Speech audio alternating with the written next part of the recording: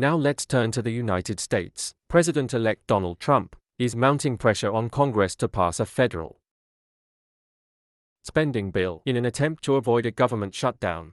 Within hours, the first attempt to pass a federal spending bill was heavily defeated in Congress, but Donald Trump has since taken to social media to urge Congress to scrap what's known as the debt ceiling, or extend it to 2029 now.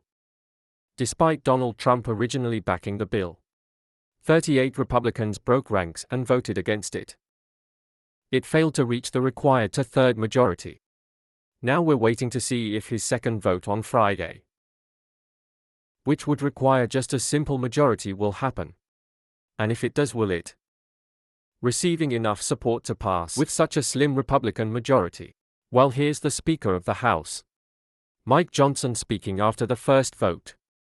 It is, I think, really irresponsible for us to risk a shutdown over these issues on things that they have already agreed on. I think you need to be asking them the question about that. We will regroup and we will come up with another solution.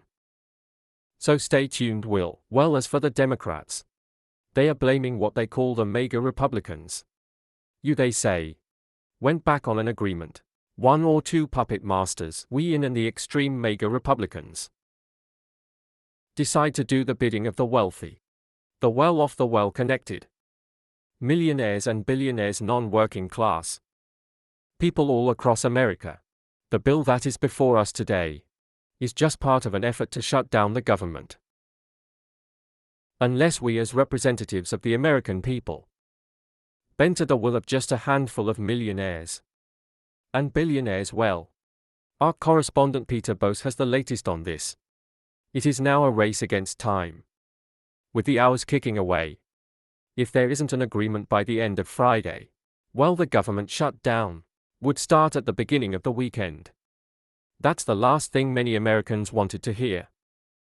The weekend before Christmas, and especially those federal workers who may well still have to go to work, but face the prospect of not being paid.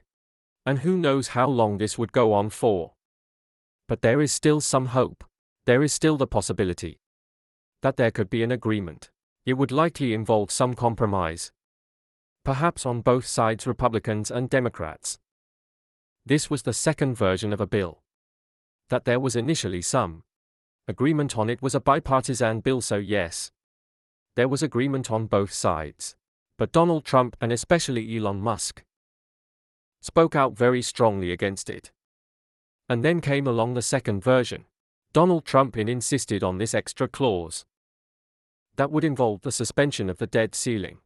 That's the amount of money that the federal government can borrow to fund services. And Democrats say, well, they believe that Donald Trump wants this to give him a free rein. His administration to cut taxes, which Democrats say would benefit the better off in this country and would lead to an increase in the federal deficit. So there's still some hope, but it will involve potentially compromised. That won't look good for Donald Trump if that clause is dropped. And it also doesn't bode well, this perhaps being a bit of a sticky start in terms of Donald Trump's next administration and his relationship with Congress. Yeah, fascinating insight. There are lots more on our website on that. Thanks to Peter Bose. His administration to cut taxes, which Democrats say would benefit the better off in this country and would lead to an increase in the federal deficit. So there's still some hope, but it will involve potentially compromised. That won't look good for Donald Trump if that clause is dropped.